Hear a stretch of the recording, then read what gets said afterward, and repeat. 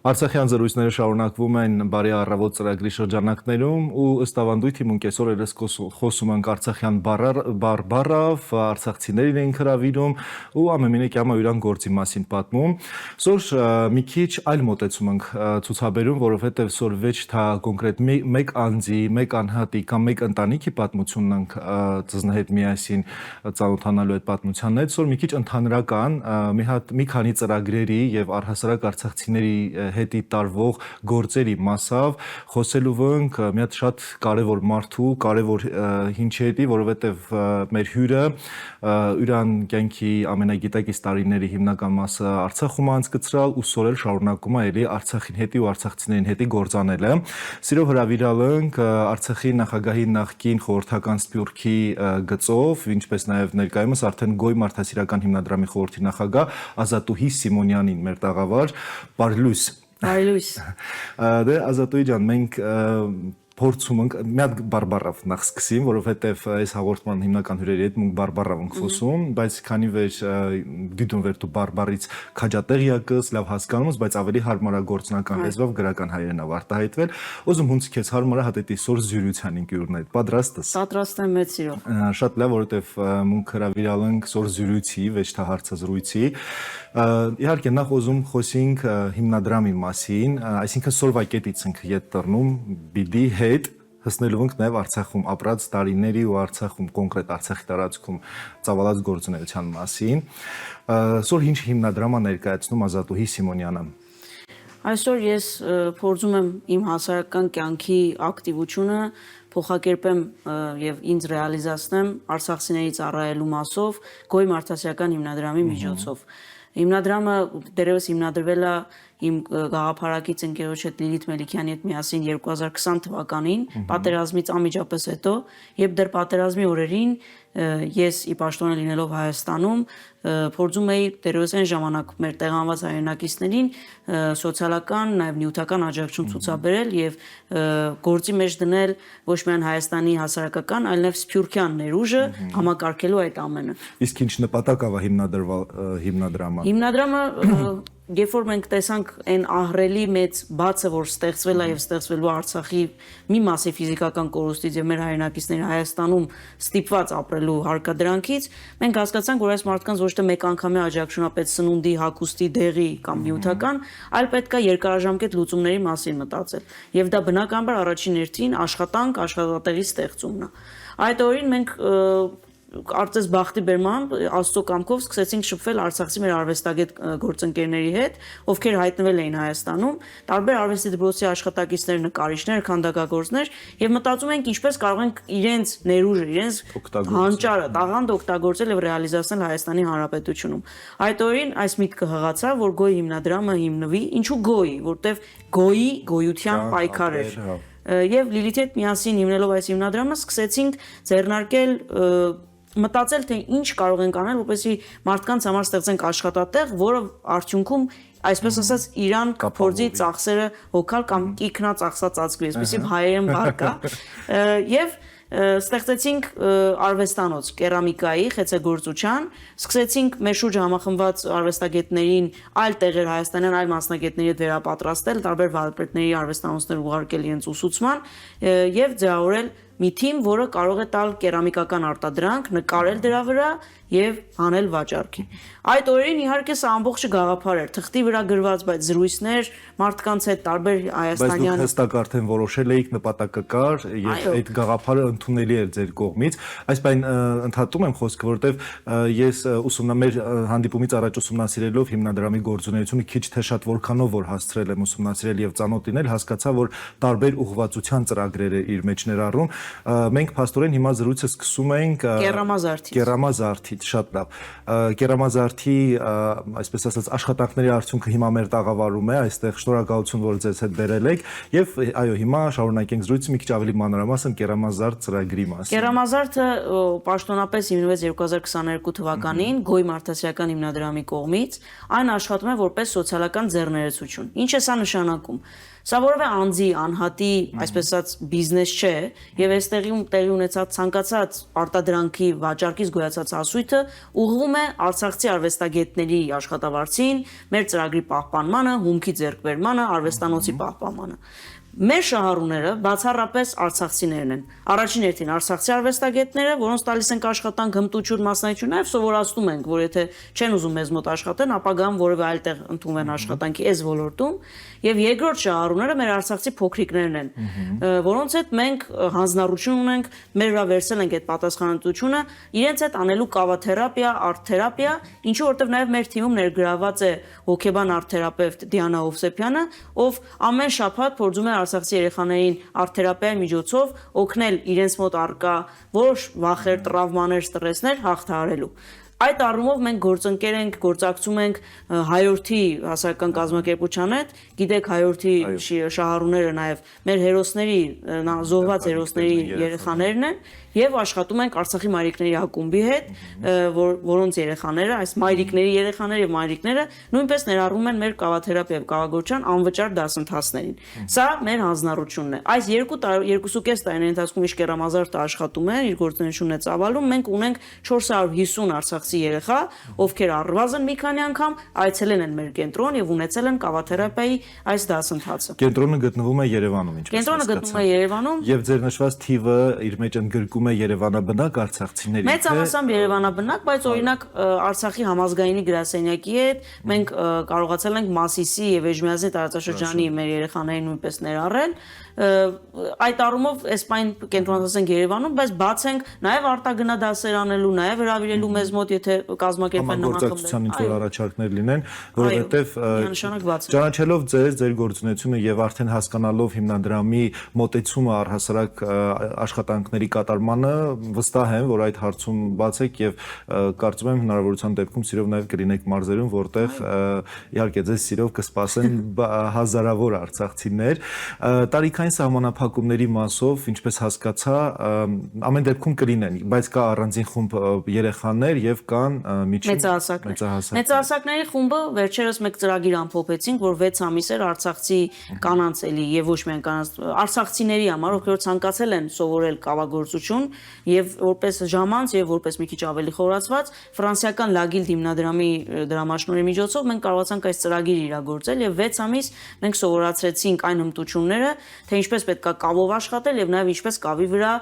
նկարազարդել։ Այս խմբակը ունեցել են մինչ այդ կրթության գիտության նախարարության կողմից ստացած դրամաշնորհի միջոցով նորից 15 արցախցիների սովորացել ենք այս կավագործության դասերը։ Ունենում ենք տարբեր եւ մեծահասակների համար մասնագիտացված ավելի երկարաժամկետ եւ երեխաների համար ավելի ժամանցային եւ թերապևտիկ դասընթացներ։ Նույնպես այս երեխաների դասընթացը, որ արդեն 1 տարվա ծրագիր է, նորից իրականացվում է տարբեր դրամաշնորհների եւ բարերարների միջոցով։ Այս պայն այդ դրամաշնորհը, որ հիմա մենք անում ենք, Լագիլդ ֆրանսիական հիմնադրամն է, ով շատ ուրախությամբ ընդունեց մեր առաջարկը եւ իր ձեռքը մեկնեց այս ծրագիրը իրագործելու։ Պետք է նշեմ, որ Կերամազարդը լինելով սոցիալական ձեռներեցություն, վաճառքից գոյացած հասույթը ուղղում է ծրագրի շարունակականությանը, բայց ցավոք մեր վաճառքները այնքան չեն, ինչքան մեր մասշտաբները եւ պահանջվածությունը։ Հենց այդ վաճառքի մասին է ուզում խոսել, այսինքն երբ որ արդեն ունենք պատրաստի product եւ պետք է այն վաճառել, որտեղ կարող է հանրությունը տեսնել եւ ինչպես կարող է ձեռք բերել, որովհետեւ կան մարդիկ, ովքեր կարծում եմ կոնկրետ ծրագրին աջակցելու համար անպայման կցանկանան մասնակցել։ Վերջերս մենք կարողացանք բացել մեր պաշտոնական կայքեջը keramazard.com, այսպես ասած, որտեղ կա on-line վաճառքի հարթակ, դա նույնպես մեր կայլ բարերարի միջոցով են կարել, Վայեֆ Աթալ հիմնադրամն է, այնտեղից կարող են գնում կատարել, սոցիալական բոլոր հարթակներում մենք շատ ակտիվ ենք եւ արագ արձագանքում ենք եւ իհարկե մեր արվեստանոցից։ Միևնույն ժամանակ պիտի ասեմ, որ արդեն Երևանում 20-ից ավել հուշանվերային խանութներում մենք ներկայացված ենք, ունենք մեր տաղավարները, որտեղից կարող են մեր գործընկերների միջոցով ձեռք բերել այս ամենը։ Բավականին հասանելի ենք եւ փորձում ենք ամեն ինչ անել, որպեսզի հասանելի լինենք գնորդին, բայց մեր մեսիջը միայն ունենալ ձեռագործ կերամիկական իրեր կամ գնել բաժակ կամ ծաղկաման չէ, որովհետև դուք ոչ թե ծաղկաման եք գնում, այլ գնում եք դրա խորհուրդը, գաղափարը եւ դրա շուրջ համախմբված տարբեր արվեստագետների ու մարդկանց, որտեվ մենք չենք վաճառում կերամիկա, մենք վաճառում ենք գաղափար, որ եկեք օգնենք այս մարդկանց ունենալ աշխատանք, եկեք օգնենք արցախցի երեխաներին ունենալ թերապևտիկ ծրագրեր եւ իհարկե վերջում ունենում եք բարձրորակ եւ որակյալ ձեռքի աշխատանք, որը աշխարհում համարվում է ձեռագործ աշխատանք բարձրորակ եւ թանկարժեք իր եւ գեղեցիկ նվեր, որ կարող եք ունենալ ձեր տանը, ձեր շրջապատին նվիրելով։ Այս կոնցեպտն է։ Այս դեպքում գնորդը մի քանի ասպեկտով է շահում, վերջում իհարկե նաեւ տանն էլ հաճելի է ունենալ արցախցու ձեռքով պատրաստած այս կերամիկական պարագանները եւ իհարկե առաջին հերթին կարեւորը հենց դա է, որ աջակցենք ծրագրին, որ այն ունենա շարունակականություն։ Խոսքում նշեցիք, որ մասնակիցների մարդիկ, ովքեր որ այս ծրագրի մասնակից են, դա կարող են կամ ձեռք բերել որպես հիմնական մասնագիտություն կամ էլ ուղղակի մասնակցել այս ծրագրին, որը նաեւ ինչ որտեղ թերապիայի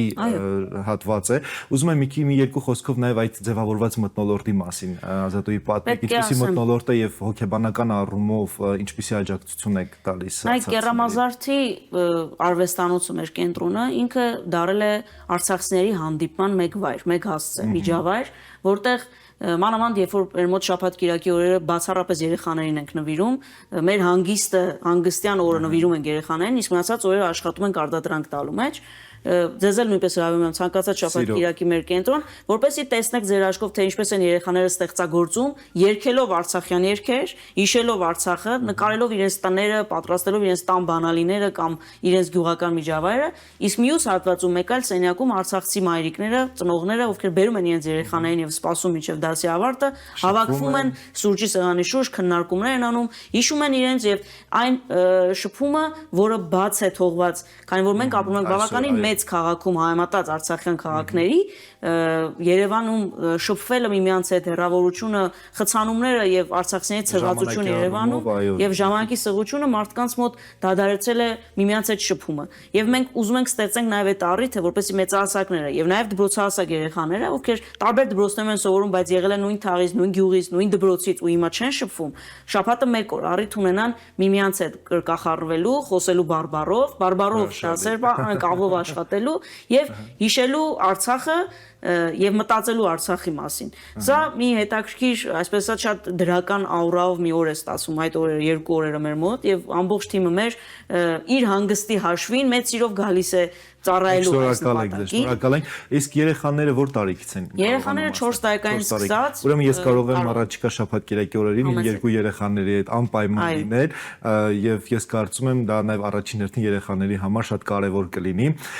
Քանի որ նաեւ այսօր մենք չէ ինչպես հասկանում եմ ժամանակի մեջ պետք է տեղավորվենք եւ ուզում եմ նաեւ խոսենք հիմնադրամի այլ ծրագրերի մասին, որոնք որ հիմնականում ինչպես հասկանում եմ արցախցիների համար է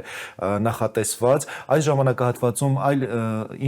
որ ծրագրի մասին նույնպես մենք կարող ենք անդրադառնալ։ Տեսեք, Գոյ մարդասիրական հիմնադրամը 20 թվականին որ հիմնադրվել է, մենք 21 թվականին պատերազմից հետո մեծ ծրագիր իրագործեցինք Արցախի հանրապետությունում, թվով 7 գյուղերի մոտ 500 ընտանիքների բաժանեցինք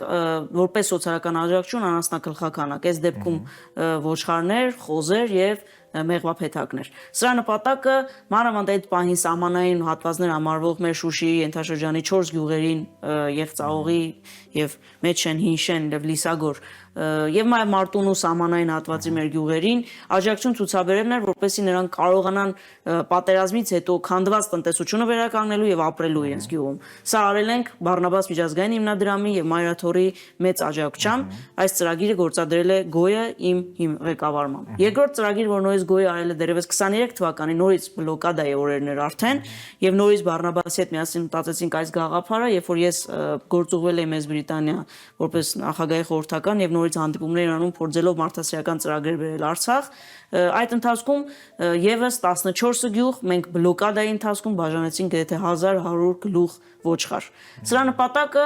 նաեւ այն էր, որ եթե ավելի վատանավիճակ եւ բլոկադան երկար եւ անկանխատեսելի իրավիճակ ստեղծվի, սա դառնա մարդկանց համար սննդի աղբյուր, այսինքն մորթեն եւ օգտագործեն միսը եւ իրենց ընտանիքը ունենա այն կալորիականություն, ինչին անհրաժեշտ է։ Այս գաղափարն ա եղել եւ մենք ցավոք սրտի չենք մտածում, որ դրան գացնենք, բայց կանխատեսելի վատագույնն ենք մտածել, որպես այսպես ասած իրենց համար ստեղծելով պարենային մթերք։ Եվ հիմա ինչ ենք անում այս պահին, երբ որ բոլորն արդեն ցավոք Հայաստանում են, մենք փորձում ենք արցախցիներին ոչ միայն այս դեպքում կավագործության, մյուս ոլորտներում նույնպես աջակցել։ Մեր մյուս գործընկեր SPF-ը Ֆրանսիայի եւ Fondation de France հիմնադրամը, որը ֆրանսիական մեծ հիմնադրամ է, այժմ իրանց հետ իրագործում ենք գործունյա կանայք ծրագիրը, որը ուղղված է արցախցի կանանց բացառապես Գոյի մարդասիրական հիմնադրամը Երևանում բնակվող 15 արցախցի կանանց, ովքեր ունեցել են հաշվապահական կամ ֆինանսական մասնագիտություն, գիտելիք կամ աշխատանքային փորձ, նրանց համար իրագործել ենք հաշվապահության խիստ խորացված դասընթաց, 6-ամսյա կուրսեր, որից հետո կուրսերն ավարտելուց հիմա մեր արցախցի կանայք գործունյա կանայք ծրագրի շրջանակում շարունակում են մասնագիտացված խորացված ֆինանսական Excel-ի դասընթացներ եւ արդեն պիտի ասեմ, որ ուրախությամբ 3 կին, որ մինչև մեր ծրագրի մեկնարկը չէին աշխատում Հայաստանի Հանրապետություն տեղափոխվելու օրվանից, արդեն անցել են որպես հաշվապահի օգնական եւ հաշվետար մասնագիտացված աշխատանքի այս ծրագրի շնորհիվ։ Ես կարծում եմ, սա կարող է ծովի մեջ մի փոքր կաթիլ է, բայց մեր նման փոքր կազմակերպություններ, հիմնադրամներ կարող են կաթիլներ ավելացնել մեծ ծովում եւ օգնել մարդկանց։ Միանգամից շատ դժվար է հասնել վերջնահարցունքի, բայց այդպես քայլ առ քայլ անպայման ու այստեղ խոսքը ոչ միայն ես կարծում եմ ոչ միայն փոքր կամ մեծ հիմնադրամ կազմակերպության մասին, այլ նաեւ այստեղ շատ կարեւոր է ներքին տրամադրվածությունը անձի, որովհետեւ եթե բոլոր արցախցիները քայլ առ քայլ մոտենան իրենց նպատակին, ժամանակի ընթացքում անպայման բոլորն էլ կունենան այդ ամենակիչ աշխատանքի զբաղվածությունը, որովհետեւ սոցիալական խնդիրները այսօր շատ մեծ բարդություններ են առաջացնում արցախցիների կյանքում։ Եթե թույլ տաք, պետք է ուզում եմ խոսել մեր մյուս լավագույն գործընկերոջ, գաղափարագից գործընկերոջ մասին, դա Վայե Ֆաթալ հիմնադրամն է։ Գիտեք, վերջերս ես ինքս եմ բացահայտել, թե ով է Վայե Ֆաթալը։ Ցավոք, արցախցիների համար անհայտ անուն, բայց Վահեն, լինելով ծնունդով Սիրիայից եւ ապրելով Ամերիկայում, Արցախի հանրապետության դրոշի հեղինակն է։ Մարդ, ով գծագրել է դրոշը, եւ մարդ, ով մեր պատմության մեջ, արցախյան պատմության մեջ, 30-ամյա պետականության պատմության մեջ ունի մեծ ավանդ եւ ներդրում։ Արցախյան շարժման բռունցքի լոգոյի հեղինակն է նաեւ պարոն Վահեն, ինքը եղել է շատ հայտնի դիզայներ, նկարիչ, գծագրող եւ մեծ բարերար, եւ որի մայից հետո հիմնվել է իր անվամբ հիմնադրամը եւ այս հիմնադրամը այսօր շարունակում է արցախցիներին ձեռք մեկնել տարբեր գաղափարների մեջ եւ քանի որ ինքը մշակույթի ոլորտում աշխատող անձ է եղել եւ հիմնադրամ, ինքը նաեւ մեր հետ այս հիմնադրամը շարունակում է աշխատել որպես կերամազարդի մոդելի մեջ եւ իրենք են օգնել մեզ նաեւ դասընթացներ անելու արցախցի երեխաների համար, կարևորելով եւ մշակույթը եւ Արցախը եւ արցախցի երեխաներին, իրենք են օգնել մեզ, որ մենք մարքեթինգային առումով զարգանանք եւ մենք ճանաչելի լինենք, որի համար պետք է ասեմ, որ առաջին հերթին այս հիմնադրամի գործունեությունը Հայաստանում մի քիչ անհայտ է, բայց պետք է մարդիկ մանավանդ արցախցիները ճանաչեն Վահե Ֆաթալ անձին, քանի որ երկու կարևոր ատրիբուտի մեր պատմության մեջ հետագից թողող ատրիբուտի սիմվոլիկայի հեղինակն է եղել պարոն Ֆաթալը։ Եվ ուզում եմ խոսել նաև նրա մասին, որ եթե դուք տեսնում եք մեր սեղանին դրված է գորգանախշով, այսպես ասած, սպասք, սա արցախյան ջրաբերդ գարդման գորգն է, որը դեռևս 17-րդ դարի գորգ է եւ իր բնօրինակը ասեղնագործած պահում է Մայրաթորի թանգարանում։ Մենք նպատակ ունենք մեր կյանք ներմուծել մեր գորգարվեստը, նախշազարդերը, մեր պատմության, մեր ինքնության մի մաս հանդիսացող այս նախշերը։ Նաև գիտեք, որ մշակութային առումով մենք այսօր պայքարի մեջ ենք թշնամու Ադրբեջանի հետ, որտեղ ինքը փորձում է յուրացնել ամբողջ հայկականը եւ արցախյանը, այդ թվում գորգերի մասով։ Հենց այդ առումով, այո, մեր տարածաշրջանը այնպեսին է, որ այսօր հայը շատ լուրջ խնդրի առաջ է կանգնած պահպանելու իր ազգային ինքնությունը եւ իր այդ ազգային դիմագիծը, եւ բայց այսօր ցավոք սրտի պետք է նաեւ փաստենք, որ շատ հաճախակի մենք չենք կարողանում իսկապես տարանջատել, որն է հայկական մաքրամաքուր իսկականը, այս ենթատեքստում ուզում եմ հասկանալ արդյոք նման ծրագրերի իրականացման ժամանակ համագործակցության ինչ որ մասնագետների հետ, ում հետ եք համագործակցում եւ այո, մենք ուսումնասիրում ենք, այսինքն գորգային ամբողջ գրականությունը, արվեստը մեզ այսպես ասած օգնում է եւ մեր ունեցած հանրագիտարանը ունեցած բաց դաշտը տեղեկատվական եւ իհարկե քանի որ մեր թիմում է նաեւ դիզայներ, նաեւ արվեստաբան Լիլիթ Մելիքյան, ինքը նաեւ իր խորհուրդներն է տալիս օգնելու ճիշտ գծագրեր օգտվելու։ Բայց մեր նպատակը այն է, որ մենք կարողանանք մեր կիրառական ամենօրյա սպասքի դաշտ մտցնել մեր զարդանախշերը, դրանք եւ ճանաչելի դարձնելու աշխարհի եւ հասկանալու, որ եթե դու կարող ես թերթ կամ սուրճդ խմել հայկական գորգանախշով, որն ունի պատմություն, որն ունի խորհուրդ եւ այդ պատմությունը ուզես թե չուզես փոխանցում ես, որովհետեւ դու գիտակցում ես թե ձեռքիդ բաժակը ինչ նախշով է նկարազարդված եւ ինչ խորհուրդ ունի, դու սկսում ես քեզ կապել իր հետ, դու սկսում ես 17-րդ դարի հետ առնչվել եւ մտածել 17-րդ դարում եթե մեր գորգագործները եւ մեր արվեստաբանները կարողացել են ստեղծել այս նախշը եւ ամեն նախշ ունի իր խորհուրդն ու իմաստը, դու հասկանում ես քո պատմության ակունքները եւ քո որպես ժողովուրդ, որպես ազգ անցյալն ու արժեքը։ Առհասարակ ամեն մի նախշ դա մի մեծ գլուխ գործոց է եւ մենք պիտի նաեւ պահպանենք, որպեսզի փոխանցենք նաեւ գալիք սերնդին, որպեսզի նոր սերունդը, երիտասարդությունը, պատանիները նույնպես կարողանան ամուր կապի մեջ լինել այս ամենի հետ։ Ազատուհի, մեր հանդիպումը մոտենում է արդեն իր ավարտին, բայց նաեւ ուզում եմ անպայման հնարավորություն տալ, որ քանի որ իհարկե ամենօրյա ռեժիմով կա շփումը արցախցիների հետ, բայց այսօր այստեղից այս հարթակից նաեւ ուզում եմ ձեր այս մոտիվացնող, ձեզ ոգևորող, ոգեշնչող խոսքով նաեւ դիմեք արցախցիներին, ովքեր դեռևս ինքնա վերագտման ճանապարհին են, որտեղ այո կան բազմաթիվ ընտանիքներ, որ դեռևս պատրաստ չեն ինչ որ քայլ կատարել դեպի առաջ։ Ես միայն պիտի ասեմ, որ մենք պիտի շարունակենք մնալ Հայաստանի Հանրապետությունում, ապրել Հայաստանում, որպես մեր մայրայրենիքի մի հատված, մինչև այն լուսավոր օրը, որ վերադառնանք Արցախ։ Եթե մենք ցանկանում ենք, իսկ մենք ցանկանում ենք վերադառնալ Արցախ, Հայաստանի Հանրապետությունը ամենամոտիկ վայրն է Արցախ գնալու։ Խնդրանքս է, գիտեմ բոլոր սոցիալական խնդիրները, բոլոր դժվարությունները, որ այսօր կանգնած են արցախցիների դրանց առջև, նաև օգնությունների սահմանափակումը, որ սկսվել է առաջիկայում նախատեսվում է կարծես,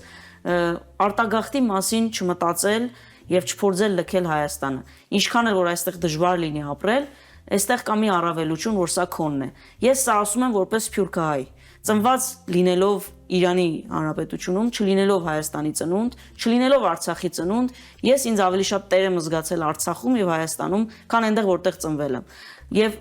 սրա իրավունքը ունեմ ինչ-որ չափով ասելու, որովհետեւ ես Իրանում ծնված լինելով կարող էի չհայտնվել ոչ Հայաստանում, ոչ Արցախում։ Այսօր լինեի ավելի տաք, ավելի երջանիկ ու ավելի հարուստ երկրներում, բայց ես ինձ լիարժեք որպես մարդ լավ չէի զգա։ Ես ինձ լավ եմ զգում այս երկրում եւ վստահ եմ, որ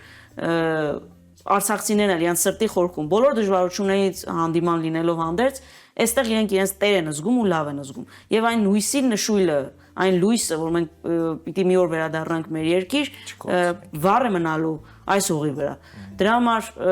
ատամները սղմած, գոտիները ձգած, պետքա փորձենք այստեղ կայանալ եւ ոտքի կանգնել։ Մենք պետքա ոտքի կանգնենք։ Դժվար է, ունենք բազում խնդիրներ, հոգեբանական բազում հարցեր ունենք։ Բոլորս